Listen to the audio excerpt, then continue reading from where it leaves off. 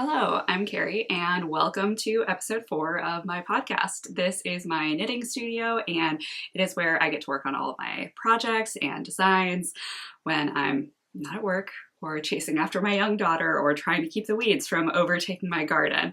So thank you for spending a little bit of time with me today to chat about knitting and what I'm working on and all of that. So today I was initially planning on doing like a tiny update on all of my works in progress because everything that I have on the needles now was a work in progress last time. And then I was thinking about sharing about all of my early fall, well, late summer, early fall knitting plans. And then I quickly realized that my list of plans was getting really long, really quick. And then I also was thinking about sharing about like reorganizing how I store all of my sweaters in my closet and like doing a yarn stash like sort organization project as well. And so I think I just need to make a whole other video about my knitting plans and keep this one focused on the works in progress and share a little bit more in detail with what I've been working on these past few weeks. I'll start with what I'm wearing here. This is technically a refinished object. If you were watching the previous episode, I shared all about this project and the fix that I needed to make, which was a lovely elbow patch, which you can see I have completed here. This is a little bit darker than the rest of the yarn because, you know, with multiple washes and wears, the dye has faded a little bit over time. So this will, you know, eventually match. I made the same fix on this elbow, I don't know, a year or two ago. And as you can see, this one is like pretty close to the same color at this point as the rest of the garment, so I'm expecting this one to fade out nicely as well. So I just did exactly what I said I was going to do in the last podcast, where I picked up stitches along this bottom edge here and then knit a patch in pattern. It's a honeycomb cable, easy, like kind of rib based with a couple of 1x1 crosses, and just kind of like knit two together on the edges into the original fabric to get everything joined together. So now I can actually wear it again, which is so exciting. I don't think I shared the details of this. This is my Blended Woods cardigan. I knit it in 2020 and it's an all-over cable cardigan and I love to wear it. Prior to me developing this recent haul, I was probably wearing it, you know, at least a couple of times a week. I have a few cardigans that I wear just like all the time. I think there are 3 of them. There's this one, my Ridgeview cardigan, and my Bryce Pillar cardigan. So those are all designs and I just wear them all the time. They're all DK weight. So clearly I need to make like more DK weight cardigans because that is apparently what I just wear to death.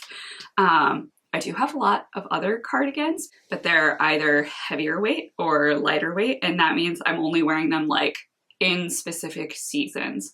Whereas I feel like these DK weight cardigans are just great to wear all year round.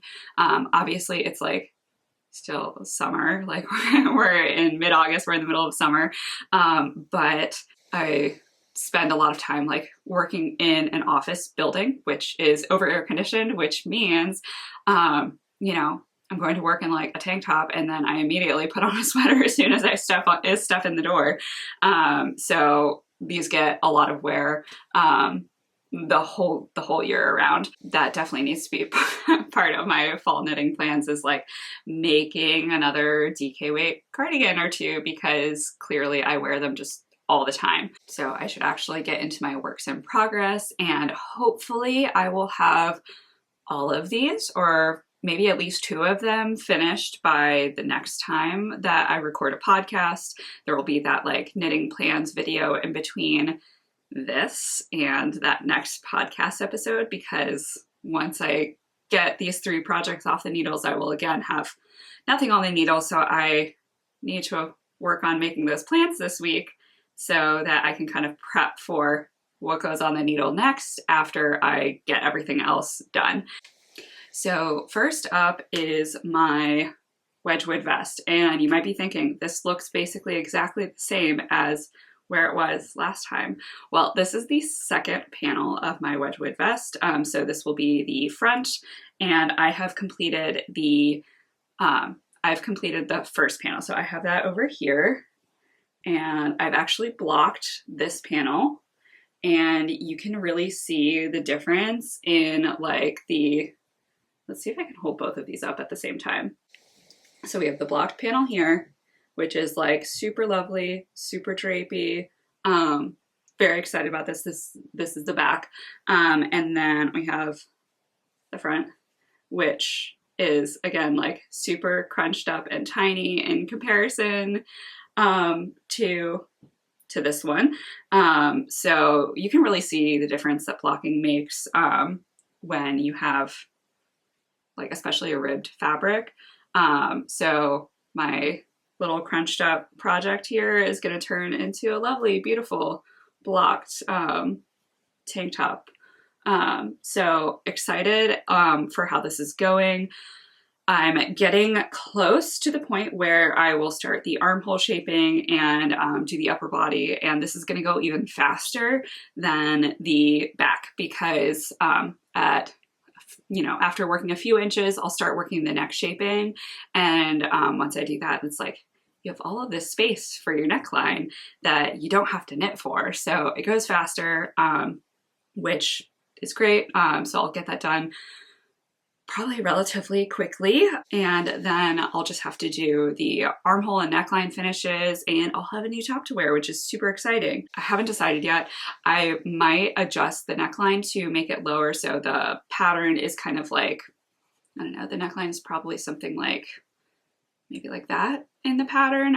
So like a high scoop neck basically. So I might adjust it to be a, more standard like lower scoop neck.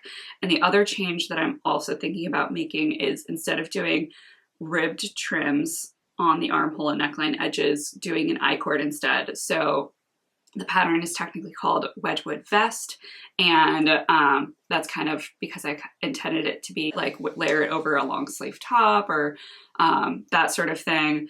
Also to be able to wear it as on its own. But I think this one I maybe will adjust it slightly to make it more like a tank top versus a vest. So like truly as a piece that I would only wear on its own and not really to layer over long sleeve pieces. So we'll see. Let me know what you think. I guess I can pop a photo here to kind of share what the original neckline looks like. And then I'm thinking about, as I said, adjusting the neckline to be maybe like an inch lower and then doing I-cord trim. So you'd kind of reduce out the height of that trim on both the neckline and the armhole edges. So it'll just be like a little bit more open, but not like a ton more open.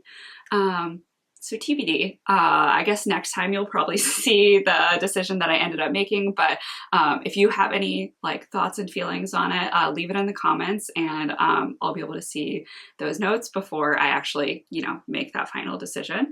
So yeah, I think that's all I have to share on Wedgewood Vest. I'm super excited to have this in my wardrobe. I think it's going to be a great top to be able to wear with, like the standard pant that I wear, which is like kind of loose fitting woven jogger. I'm wearing some of them.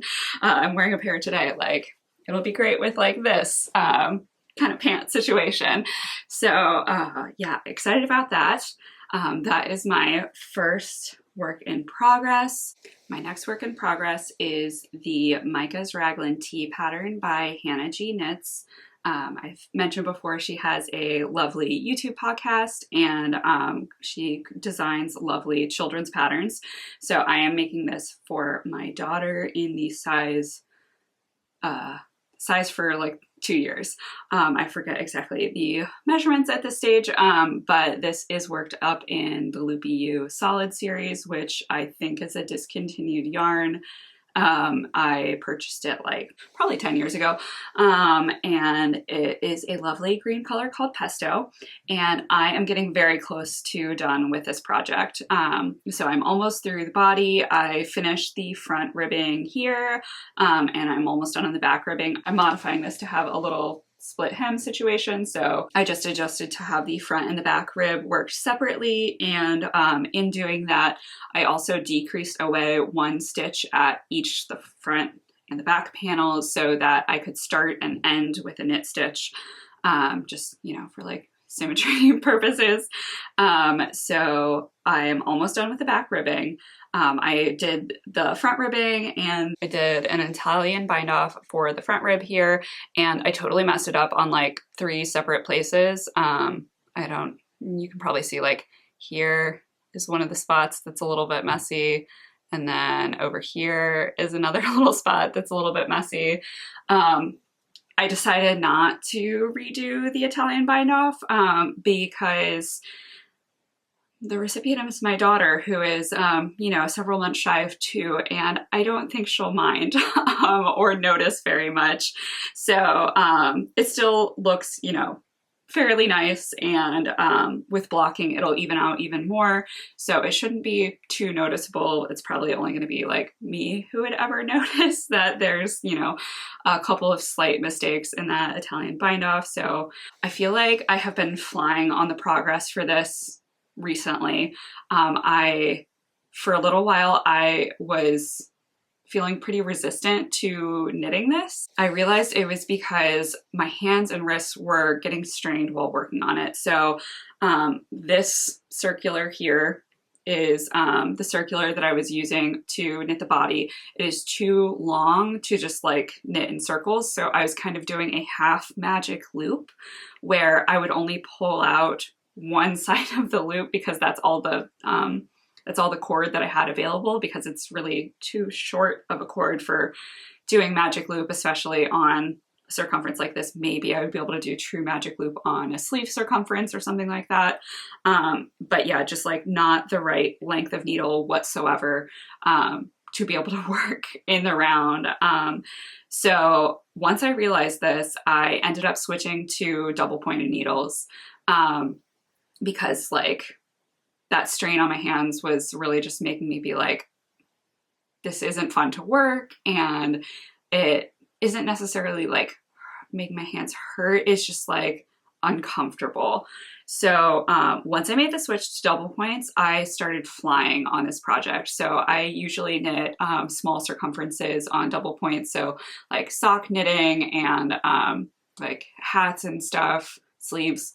I usually choose to use double pointed needles because they're just like more comfortable in my hand, because there's like more length of needle to be able to grip. Sometimes I'll even like take my little like rubber band and stick the needle through there so I don't have to like grip the needle nearly as hard. The like rubber band would be doing some of the gripping for me.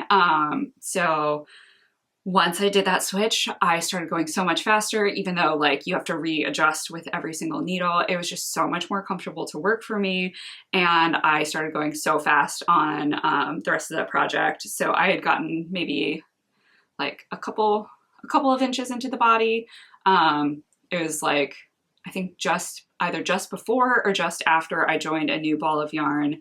I think it was just before I joined a new ball of yarn that I ended up switching to double points, and that was the best decision. I started knitting so much faster because I was actually, you know, like happy to work on it, and I wasn't struggling with my tools. So I probably should get a few more needles like in different lengths for size 2, just to have, so that in future projects, if I am working a size 2, with a size 2 needle, I'll be able to have the right tool. Obviously double points is working, but yeah, I think I might need to get a like 16-inch circ and a much longer circ that I could use for true magic loop, just to have options. And like needles aren't that expensive.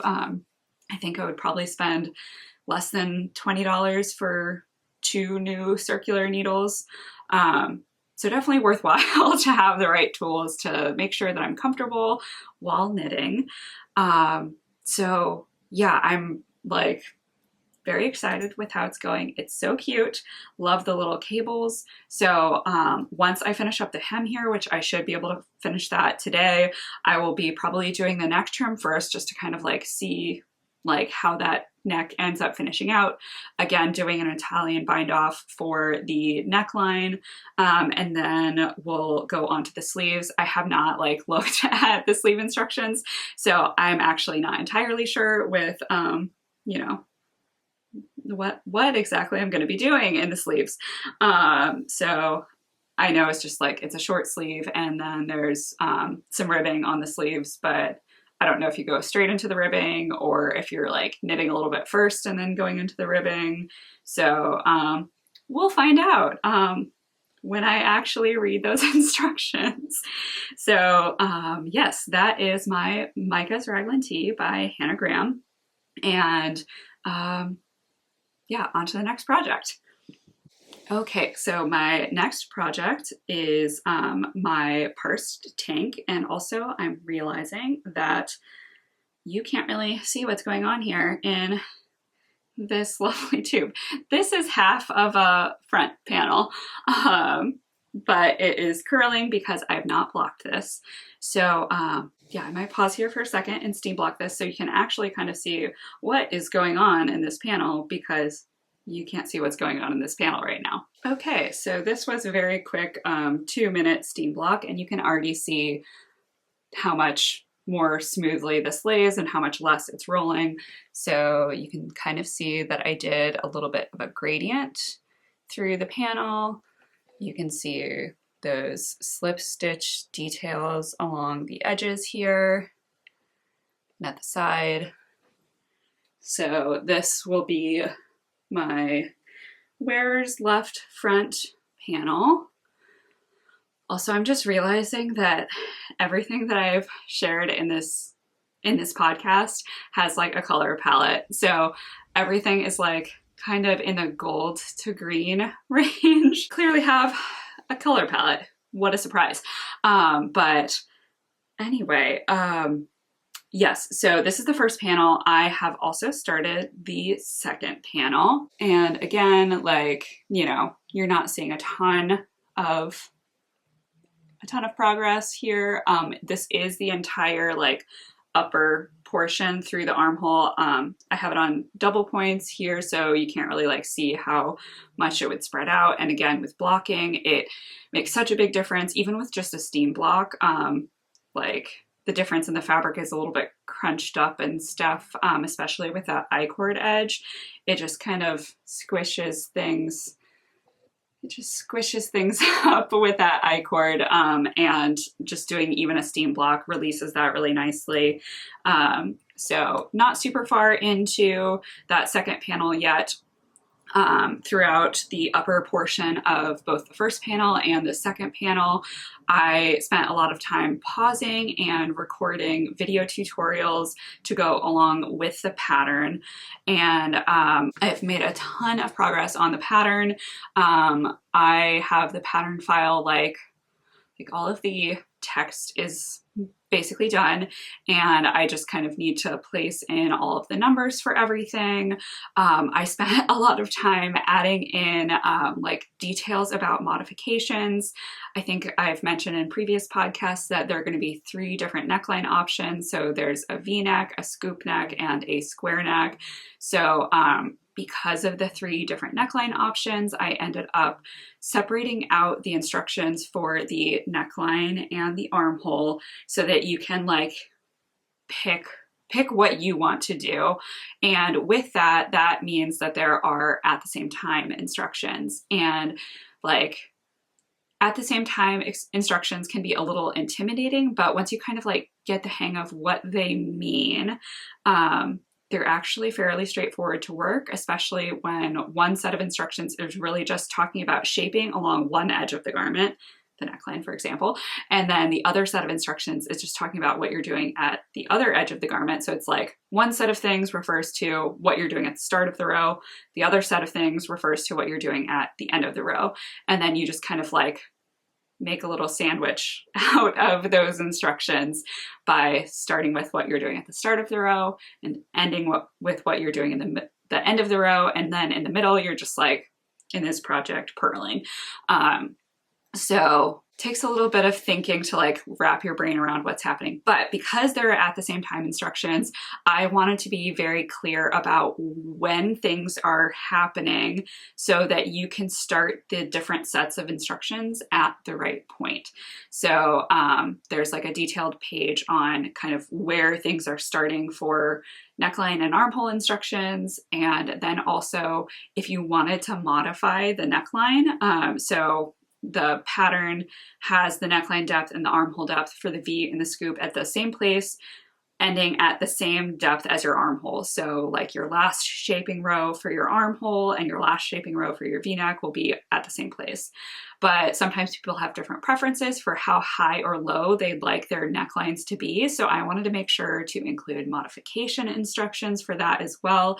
So there's like a section on modifying for the neckline. And then there's also, I did an entire page of modifying the body fit as well, because I'm like, oh, I'm offering 3 neckline options. I might as well offer body fits too. So the samples that I've made so far are all, they're just like a straight body, but sometimes, you know, depending on your fit preferences, you may prefer a more fitted shape. So, you know, tapering in at the waist to reduce the amount of ease and create like a cleaner look around the midsection.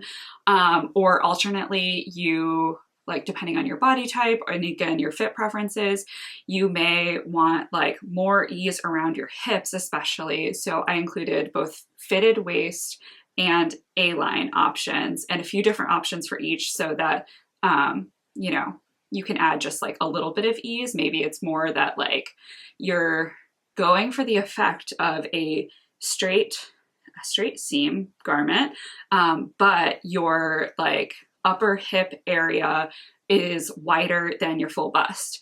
And in order to achieve the effect of like kind of having a straight side seam, you in practice actually need a slightly tapered out side seam to accommodate for that wider circumference that you have at your hip. So yeah, I've included a full page of modifications on body fit as well. And then I don't even think that I mentioned, I have like a guide at the front of like helping you to plan out your project in terms of choosing like a color plan, because it's worked in 4 pieces, it's really like a fun place to be able to play with color, whether you're like color blocking or doing gradients or like solid or even striping. So there are like a number of suggestions. There's a little sketch in there that you can kind of like color on if you wanted to, and then choosing which neckline shape you want as well. So, and I think I have a front. Yeah, there's a front and a back. So you can choose like, I want to do a V-neck at the front and a scoop neck at the back, or like vice versa, you know, whatever you'd want to do.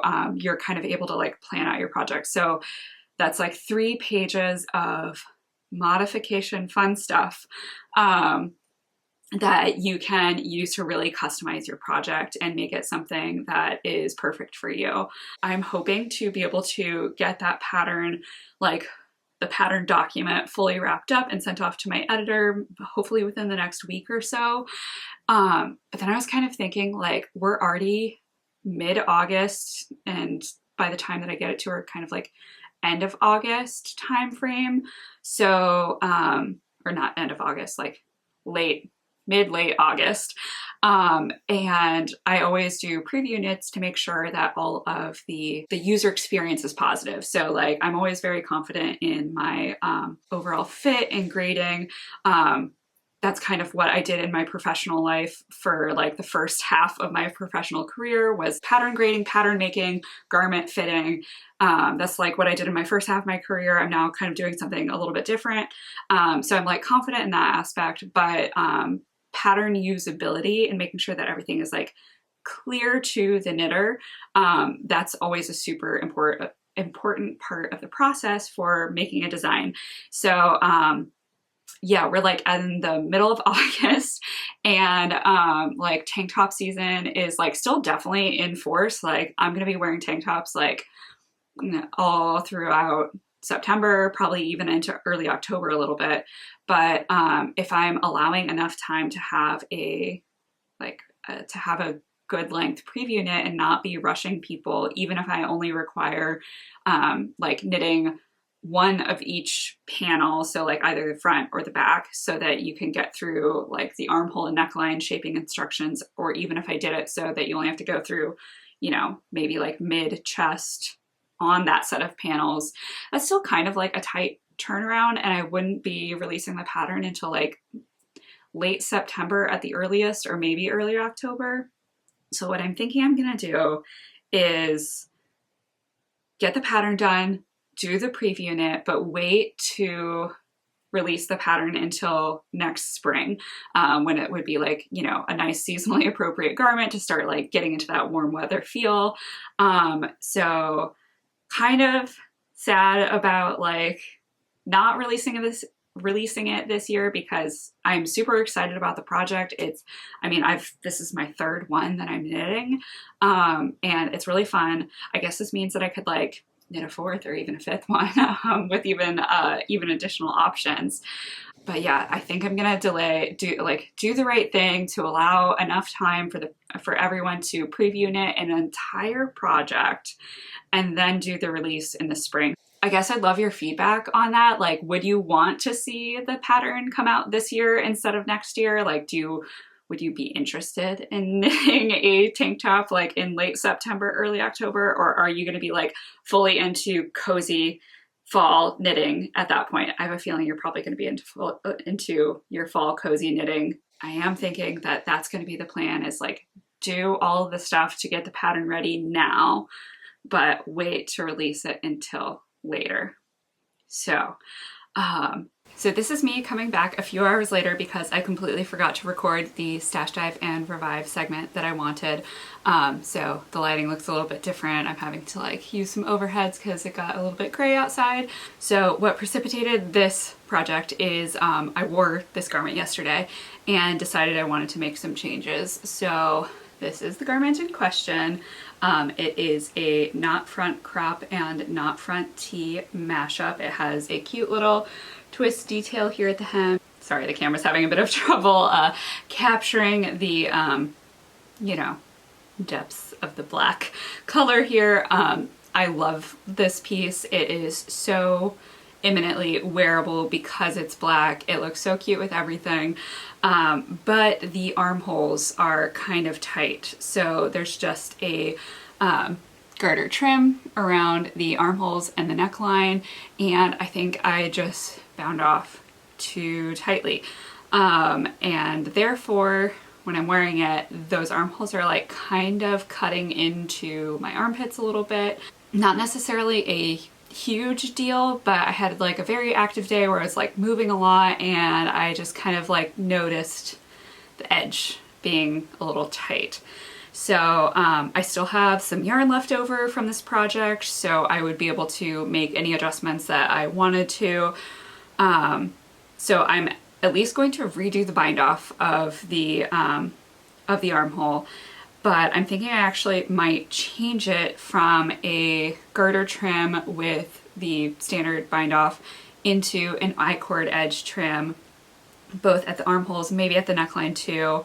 So from changing from a garter trim to an I-cord trim, the like height of the trim reduces slightly, and that means the armhole depth would lower the difference between the armhole trim heights.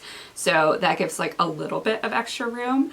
And then additionally, with like an I-cord bind off, you do have a little bit of extra stretchability in comparison to a standard bind off like I had done here. Before I do any of that though, I want to double check that I actually knit the armholes to the correct depth. So as I mentioned, this project is like, it's a knot front tee length. So the lower body is from my knot front tee pattern, and then the upper body is from my knot front crop pattern. So it's just like different lengths, and because of the different lengths you have to accommodate different body shaping. So the patterns are built to be interchangeable. It's one of the interchangeable use cases for the pattern, and I think there is a theoretical possibility that I may have followed the armhole length for the T version, which is a length that is appropriate for creating the seamless set-in sleeves that the T has, which is shorter in length than the depth for the tank, or the crop, which is a tank top upper. So I need to check that I actually knit these armholes to the correct length for the tank top version. I need to check that first, and maybe I may, if that is the case, that I did not knit these armholes long enough, I should absolutely go back and correct that much larger mistake than just like a too tight bind off, because that definitely will impact the fit. So first, gonna check my armhole length. If it's correct, I'll probably just pull out the armhole trims and release the bind off.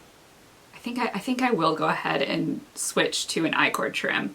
So pull out the garter trims and redo it with an I-cord trim and see if that helps. So maybe doing a little bit of re-knitting for that top little upper portion of the straps. Definitely redoing the armhole trim, and maybe the neckline trim. I like the kind of aesthetic of the slightly thicker trim at the neckline though, so I might keep that, and it also doesn't bother me. I think I did a much better job of not being too tight with my neckline trim.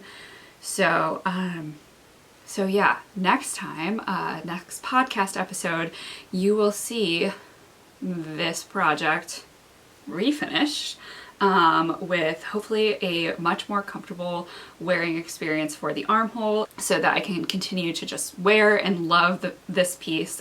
It is one of my most worn knits in my wardrobe. Like, as soon as I washed this garment, I am immediately like, I'm wearing it within the week that it's been washed. So I absolutely need to get this little fix done so that I enjoy wearing it even more. I think that's all I have for today. I'd love to hear from you in the comments if you'd like to leave a note below. I always read all of them and try to respond to most. I will be back in, I don't know, maybe like in a couple of weeks. We'll see exactly when, to share those like fall knitting plans, since, as I said, I have a ton of fall knitting plans that I'm super excited to share with you next. Like lots of knitting plans for me, some knitting plans for my daughter, some design plans as well that I probably should actually be able to release this year. And then like those kind of organizational plans too, with my stash and my sweater storage and all of that. So yeah, be sure to like this video, subscribe so you can make sure you're not going to miss that plans video or the next podcast update. And I can't wait to talk to you then. See you later.